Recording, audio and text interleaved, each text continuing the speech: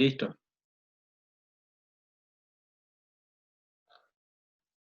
Bien. Cuando quieras más, Gaby.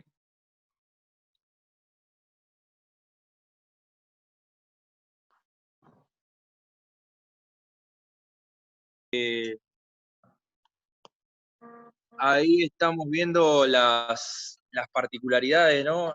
En un poquito más de detalle de la tarjeta, ¿sí? Ahí nosotros vamos pasando mientras, Ricardo, Ahí va. completando bien completándola la tarjeta.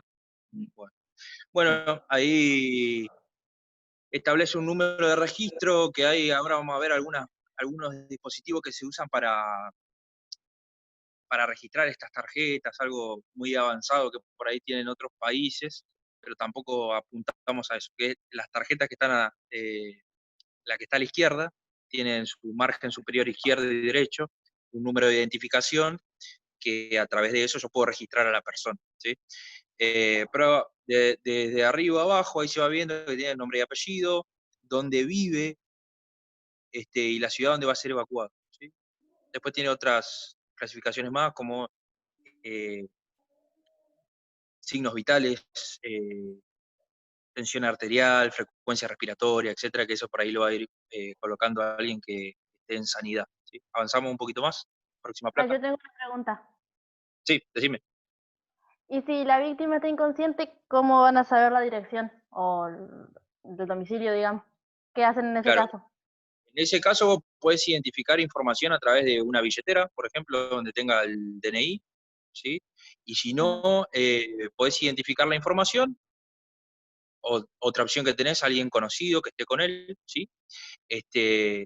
Lo mejor es poder identificarlo, pero también hay situaciones donde no se puede identificar, ¿sí? Donde Claro. vos tenés a alguien que está inconsciente, bueno, está bien, no lo identificarás.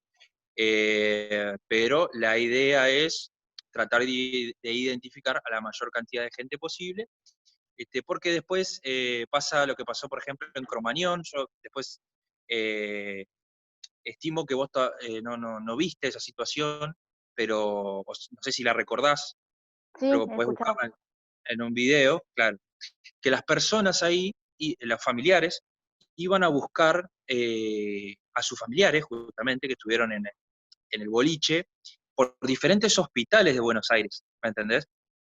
Porque no había Sí. una clasificación. Nosotros, digamos, a nivel nacional, incluso, en ese momento a nivel nacional, no teníamos un sistema aceitado de clasificación de personas, ¿no? No teníamos esto incluido. O sea, ahí se vio la falencia, ¿no? Se vio un error grosero, y también ha pasado en otros países. Y bueno, en base a eso, digamos, en base a errores que se trata de corregir.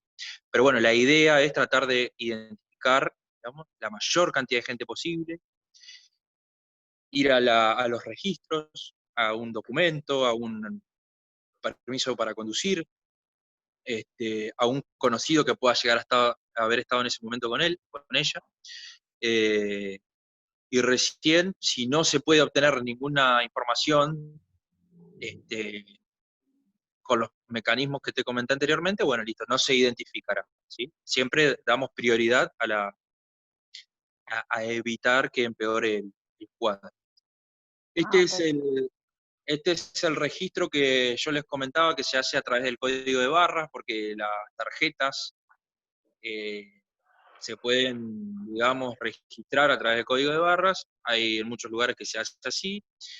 ¿Para qué? Para que, digamos, por ejemplo, ¿no? Yo del número 0 al número 120 los mandé al hospital Fernández, por ejemplo. Del número 121 al número 200 lo mandé al Instituto de Quemados. Entonces, el gobierno tiene ese registro y brinda información para que los familiares directamente tomen contacto con esas personas en el sector donde se encuentran internados y siendo atendidos. Pasamos a la próxima placa.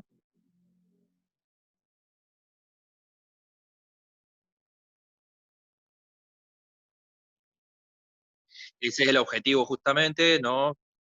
Que no pase eso, ¿no? Que no haya una, este, pérdida del familiar, que uno no sepa ni siquiera dónde está, que ya ha pasado acá, por ejemplo, por Mayo.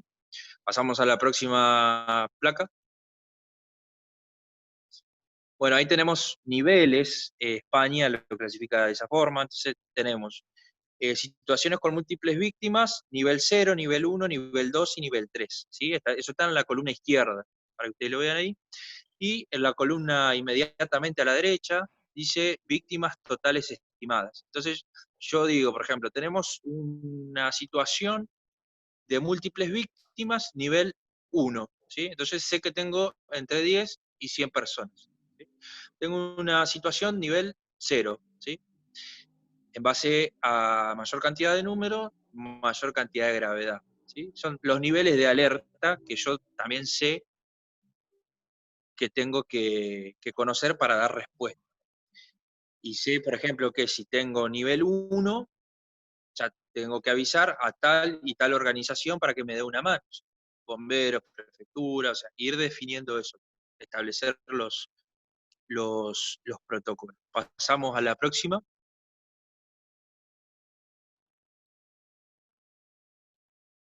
Alemania lo clasifica de esa forma, entonces tenemos nivel 1, 2, 3 y 4 por colores, ¿sí? En base a la cantidad de víctimas que se pueden ver incluidas en el suceso. Entonces nosotros tenemos un nivel 1 hasta menor a 20 víctimas, ¿sí? Nivel 2 menor a 50, nivel 3 y así sucesivamente. Menor a 50. Pasamos a la próxima placa. Bueno, consideraciones, ¿sí? Triage al revés, por ahí se habla más en el ámbito militar, donde yo sé que al verde le tengo que dar primera atención para que vuelva rápidamente a combatir, y al amarillo después y al rojo después, ¿sí? Eso es triage al revés. Consideraciones particulares, lo que les comentaba hoy un poquito de la prensa. Esta situación por ahí complica, le agregaría a los transeúntes que puedan estar dando vuelta por el lugar donde se sucedió el suceso. Es una situación que también hay que ordenar, ¿sí? Hay que considerarlo eso también, no como parte de la escena y como parte del trabajo que nosotros vamos a hacer, aunque sí puede involucrarse alguien en ser un oficial de prensa, como lo comentábamos anteriormente. Pero es una consideración a tener en cuenta, porque pasa, es parte de lo que va a pasar. Y organizaciones no gubernamentales salvajes hace referencias por ahí a organizaciones que en lugar de colaborar se introducen adentro del dispositivo y malogran la situación, ¿sí? Por falta de conocimiento, por falta de entrenamiento, tuercen la balanza o mueven la aguja hacia el lado negativo, por no, por ejemplo, hacer un correcto triage. Entonces, está puesto así como para eh, darle algún calificativo. Pasamos a la próxima placa. Bueno, y esto es ya desde el punto de vista militar, nada más una noción por ahí de lo que se hace en combate, como para cerrar desde el punto de vista de la diferencia entre sanidad militar y sanidad civil. Generalmente se establece un triage al revés, ¿sí? Donde si está más cerca de primera línea, al verde es el que se lo atiende primero, y así sucesivamente, llegando al rojo en última instancia, y en la parte más posterior, segunda línea, o yendo más atrás, se atiende primero al rojo y después al verde, como si fuera en el ámbito civil. Pasamos a la próxima placa. Bueno, ahí tenemos, si podemos completar la placa completa, ¿sí? Entonces tenemos el lugar del incidente, un sector de refugio de heridos, que es la primera reunión que se hace. Suponemos que tenemos una línea de infantería en primera línea, y 50, 100 metros más atrás voy reuniendo a la cantidad de heridos que yo tengo, ¿sí? Dice TAC EVAC, o TAS EVAC, evacuación táctica, ¿sí?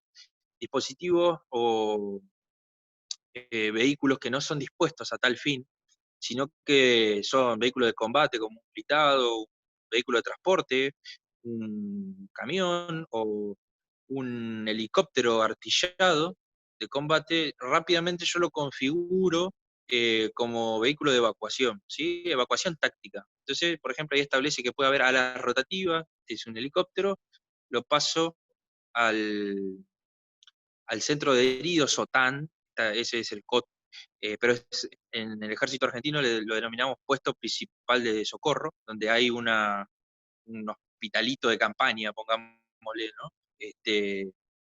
Ahí se brinda la primera atención, sería la parte más retirada, ¿no?, de la situación que nosotros planteamos en la estación de servicio, sería el lugar que está ahí en Canal 2, brindando la primera ayuda, y atrás de todo tenemos el hospital de campaña, ¿sí?, que sería en el ámbito civil los hospitales que yo ya tengo establecidos porque, porque ya estaban desde antes.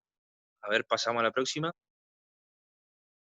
Bueno, esto ya es algo ya desde el punto de vista militar, cómo tiene que estar seleccionado el lugar, que tiene que tener avenidas de aproximación para poder agilizar la evacuación, teniendo en cuenta que en los desplazamientos en el terreno generalmente esto se puede hacer en selva, se puede hacer en montaña, lugares que no están urbanizados, entonces se establecen sectores este, que, que tengan estas características, ¿sí?, donde se pueda proporcionar cubierta, ¿sí?, del fuego enemigo, a eso se refiere, y el enmascaramiento contra las fuerzas hostiles. El enmascaramiento es algo que a las vistas dificulte la ubicación por parte del enemigo. Entonces tenemos redes de enmascaramiento, por ejemplo, podemos cubrir con vegetación que es de la zona para confundir eh, ante las vistas y demás. Pero bueno, después siguen una serie de clasificaciones militares que creo que no vienen al caso. Este, y concluyo, eh, tenía torniquete y todo para ver, pero se va a hacer demasiado largo, ¿no? Hay algunas controversias con respecto al uso del torniquete. Si después por ahí surge la posibilidad de volver a charlar, me gustaría poder hablar del torniquete. Eh, Sirve bastante para la primera atención, fundamentalmente cuando hay hemorragias masivas, ¿sí?, que superan el litro de sangre en una persona de una contextura aproximadamente normal, de 1,75 m, pesos de 70, 80 kilos, y puede salvar vidas, ¿sí? Hay bibliografía que así lo respalda, este, como el Consejo Europeo de Resucitación, ¿sí?, que dice que la hemorragia por lesiones vasculares en extremidades pueden organizar una gran pérdida de sangre que puede producir la muerte, y dice que la aplicación de un torniquete ha dado lugar a la disminución de la mortalidad. Después tenemos otra bibliografía como la American Heart Association, o la Asociación Americana del Corazón, que es el máximo referente científico relacionado a la cardiología, que también le da el visto bueno, y el PHTLS, que yo le comentaba hoy, Pre-Hospital Trauma Life Support, que es el soporte vital básico y avanzado en el trauma prehospitalario, que es donde se ubica justamente la Brigada de Búsqueda y Rescate. Una vez, fue ahora en los carnavales, me crucé con un integrante de la brigada en el baño, yendo al baño, y le pregunté si usaban torniquete. Y bueno, me había comentado que no lo tenían normado, pero bueno, si cada, digamos, organismo establece cuáles son los protocolos de atención en base a lo que considera necesario. Así que bueno, si por ahí existe después la posibilidad de charlarlo, por ahí estaría bueno hacerlo, ¿sí? Después, como conclusión final, lo que yo siempre, digamos, hago acá con mi gente en la sección sanidad, y, y yo también me obligo a hacerlo, es la capacitación constante y en aspectos sanitarios, ¿sí? Porque hay veces que hay que identificar, por ejemplo, para un triage, si hay una, una hemorragia interna, por ejemplo, signos de shock, todas esas cuestiones, saber los valores normales de la frecuencia respiratoria, ayudan, colaboran a que el primer respondedor pueda brindar atención de mejor calidad y salvar vidas. Establecer protocolos específicos para cada situación, por ejemplo, saber qué pasa si hay una explosión, saber qué pasa si hay un incendio, saber qué pasa si hay un accidente en un entorno acuático, con quién voy a manejarme en cada caso, ¿sí? Con prefectura, con policía, con bomberos, establecer ejercicios para cada situación, ¿sí?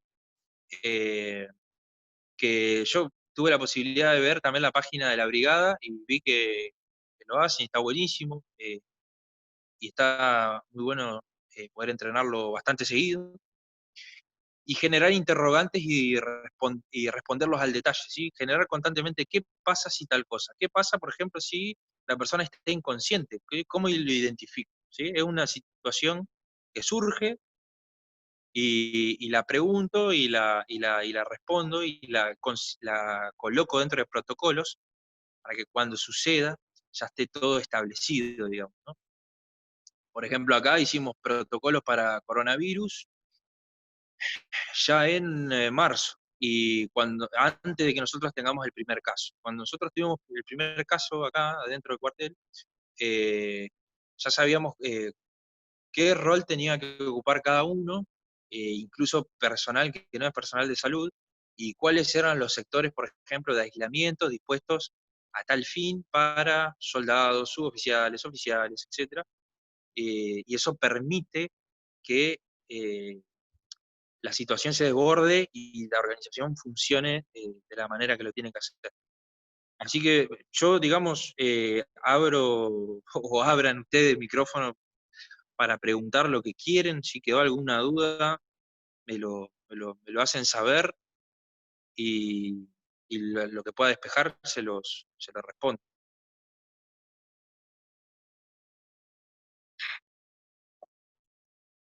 Sí, Gaby, por ahí las preguntas que yo te había pasado, que era, que le había dicho Celeste, ¿qué pasa Sí. cuando se supera la capacidad de los rescatistas? O sea, como vimos en la diapositiva, cuando las víctimas superan a los rescatistas.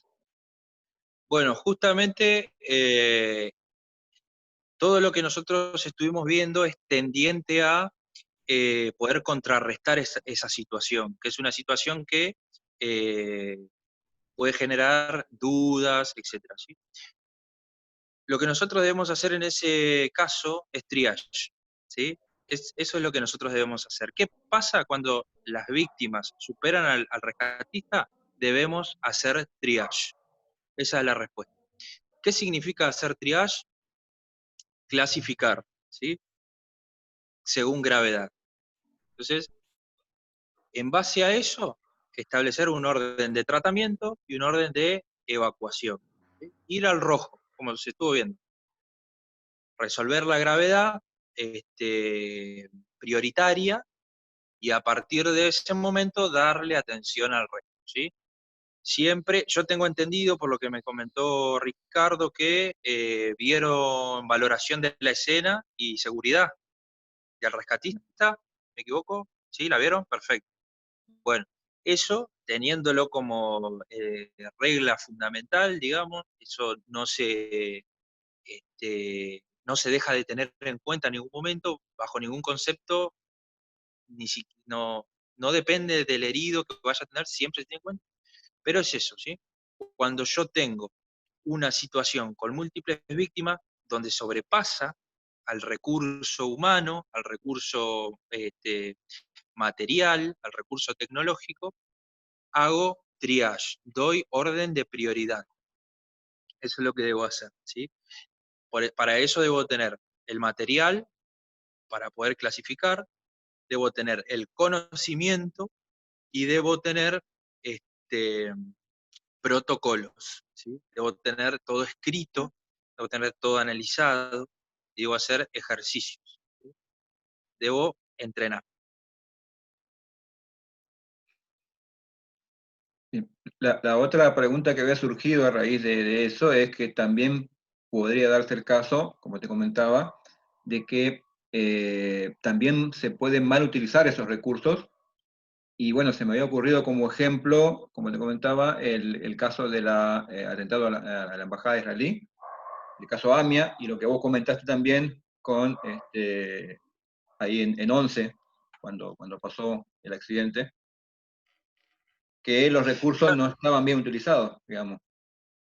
Exactamente. Nosotros, si por ejemplo ponemos esos casos, el caso de Cromañón, nos damos cuenta de que en Cromañón, por ejemplo, de estos tres aspectos que yo comentaba, ¿no? Del material, de la capacitación y de los protocolos estandarizados, estas tres patas fundamentales para tener una primera respuesta de calidad, no estaban articuladas, no había protocolos, las personas terminaban en lugares donde los familiares después ni siquiera sabían que estaba, este, se salía para cualquier lado, para cualquier hospital. Había hospitales que ya se saturaban y el resto todavía no. Entonces, ahí hubo un ejemplo bien gráfico de la mala utilización del recurso. Y recuerdo la pregunta que decía que si la mala utilización del recurso podría repercutir negativamente en una víctima. Entonces, eso es así. Es cierto que si yo hago mala utilización del recurso, puedo repercutir de manera negativa en una víctima. Una víctima que tiene un accidente es víctima porque tuvo un accidente, pero después yo lo puedo llevar a víctima fatal. Incluso que eso ya es otro nivel, ¿no? Entonces, si yo, por ejemplo, aplico un torniquete, ¿sí? Eh, a una persona que no se lo tengo que aplicar, y al que se lo tenía que aplicar no se lo apliqué, ese siguió sangrando y ese falleció. Entonces, ahí es un ejemplo también que yo traigo eh, para comentar justamente eso. Una mala utilización de recursos sí puede generar que una víctima que se puede salvar pase a ser una víctima fatal. Bien. ¿Alguien tiene que preguntar algo?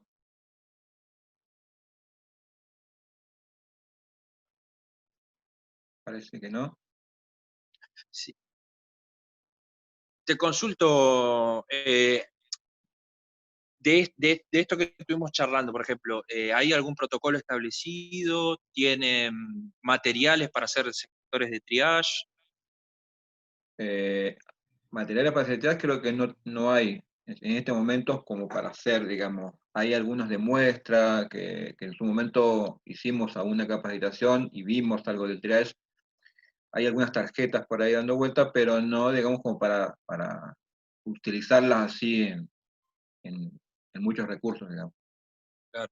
Por ejemplo, podría ser, dice, me ocurre, ¿no? Por ahí de esto que surja, digamos, ¿no? Generar por ahí el recurso como para establecer sectores de triage, por ejemplo, ¿no? Ujú, Solicitar a la municipalidad, lo que sea, cintas de peligro, confeccionar banderas, por ejemplo, ¿no? ujú. Para establecer sectores dispuestos a tal fin, establecer protocolos este, en base a las diferentes situaciones que puedan llegar a ocurrir, digamos, ¿no? Este, y planificar por ahí dentro del equipo individual que lleva cada brigadista eh, las cintas de colores para triage, por ejemplo, ¿no? Ujú. Que no son un recurso muy, muy caro. Confeccionar los chalecos, pero sí también es una parte, la brigada, de algo más grande que debe estar concatenado con el hospital, la policía, los bomberos. Sí, en ese sentido, inclusive cuando empezó todo este tema de la pandemia, se tuvo bastante en cuenta la opinión de la brigada, Claro, en lo que es la confección de protocolos y todo eso se lo tuvo bastante en cuenta. Es más, creo que prácticamente se la consultó en primera instancia lo que es la brigada. Así que por claro. ese lado estamos creemos que estamos bastante bien encaminados en ese aspecto. Es bueno que los escuchen y que les den atención y que le den participación, porque significa que los consideran útiles. Y eso a ustedes les da la pauta también para poder solicitar Claro. recursos como para poder equiparse y tener mejor capacidad de respuesta, ¿no? Que obviamente también le sirve a la municipalidad. Sí, justamente eso es lo que veníamos pensando y por eso se lanzó hace poco la campaña de socios, un poco para trabajar digamos, los chicos nuevos que ingresaron por el tema de equipamientos, uniformes, materiales y cosas así, y bueno, tratar de llegar lo más pronto posible a completar eso, digamos. Y bueno, se está trabajando, en ese sentido se está trabajando para llegar a ese objetivo y como digo, el próximo paso sería hacer ese tipo de alianzas, de convenios, digamos, de solicitar, como vos decís, un poco más de apoyo para cuestiones más a futuro. Claro. Yo te había comentado también, no sé si vos tuviste la posibilidad de comentar sobre los chicos, los simposios del Colegio Militar de la Nación, según normas INSARAC, que incluye a personal de la Policía Federal Argentina, de la Fuerza Aérea, del Ejército, de Bomberos, del SAME, ¿sí? Y que eso también quiero que sepan que tienen la invitación, ¿sí? Yo les extiendo la invitación a ustedes para que puedan venir a absorber conocimiento y a compartir experiencias y a sacarse dudas de esas organizaciones, ¿no? Claro. Este, Sí, estuvimos charlando con la jefatura sobre ese tema, inclusive, bueno, desde el principio de las actividades estamos tratando de promover eso que comentábamos de las normas ISARAG, de a poco, cosa de no impactar todo de golpe, claro, porque es bastante extenso, todos los manuales de INSARAG. Entonces sí, nuestro objetivo es ese. Nuestro objetivo es llegar de a poco, ir de a poco introduciéndolos a los chicos en lo que es INSARAG. Han pasado algunos videos de lo que es INSARAG. Dentro de poco esperamos que llegue la época de campamento, donde bueno, ahí poder ver un poco más sobre el manejo del puesto de comando, cómo es, cómo se construye, digamos, cómo se origina, y bueno, tratar todo ese tema. claro. Bueno, perfecto. Yo, Ricardo, bueno, te agradezco por el espacio, a los chicos por haber estado. Quedo a plena disposición para lo que necesiten, de todo tipo de índole, ¿sí? Cualquier tipo de duda que puedan llegar a tener. Si no me expliqué bien por ahí en alguna que otra cuestión y necesitan que lo aclare, no hay ningún tipo de drama. Espero que me manden un mensaje o se comuniquen a través tuyo. Sí, Y me- seguramente vamos a planificar para más adelante algún encuentro más, porque es interesante todo este tema, así que bueno, vamos a estar en comunicación en cualquier momento. bueno, perfecto, perfecto. ¿Sí? Y cuando pueda ir para allá, para Santa Elena, después de toda esta pandemia, ojalá que también se pueda hacer algo. ¿Eh? Ojalá, ojalá. Sí, Bueno, seguro. Bueno, bueno, entonces, gente, muchas gracias por todo y nos estamos viendo luego. muy bien, listo, nos Chao. vemos. Chao, chao. Chau, chau. Listo, Gracias. muchas gracias.